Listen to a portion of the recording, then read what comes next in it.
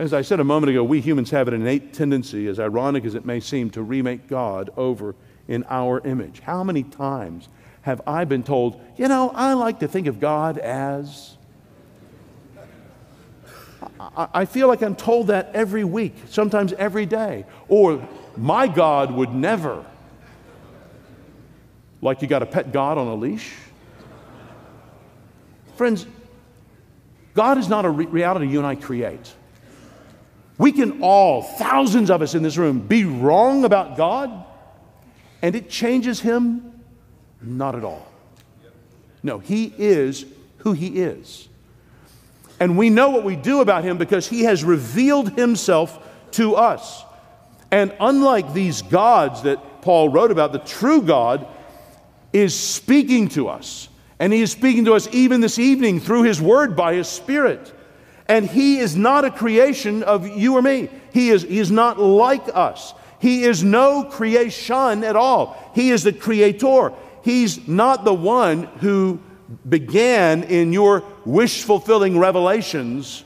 He is the eternal God who was before the world. And we learn this in part through Jesus Christ, when we see who Christ is. I think sometimes we can think that we do God a favor by believing in Him.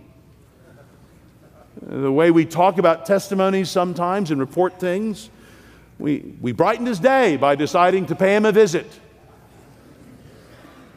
And as one theologian said, we talked as though the highest compliment that could be paid to Almighty God was that a few scientists believed in Him. But friends, so far is God from being dependent upon us in any way that we are dependent on Him for every ounce of our being, every moment of our lives. We owe Him everything. Friends, the prematurely born infant in the hospital is a picture of complete independence compared to our utter and complete need for God every moment of our lives. You are sitting here right now, dependent upon Him for your next breath. Every bit of understanding you have is dependent upon God's decision and commitment to reveal Himself to you through Jesus Christ.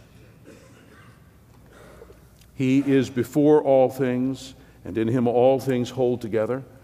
Perhaps most amazing of all those, the fifth thing that we see about creation here, and this is the thing that blows people's minds, it's in verse 16.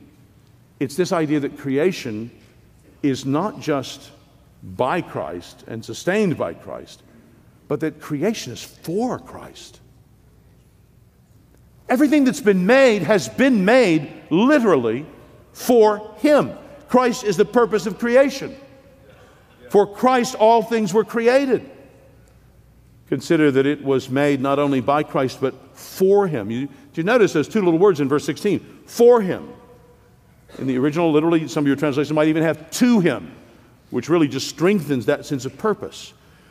What Paul is saying is that quite literally, not only was the universe created by Christ, but that it owes its allegiance to the same Christ, its Creator, that is everything in all the world should be done to His glory. And thus the heavens and the earth, the heavens tell His glory according to the psalmist. We do all things, whatever we do, to His glory. You know, the familiar line of Shakespeare, all the world's a stage. Well, friends, many Christians have thought that's a great image for grabbing the truth about what God is doing in this world. John Calvin wrote of this world as the theater of God's glory. Jonathan Edwards, of the display of the Creator to His creation through the progress of the plan of redemption throughout history, all to God's glory.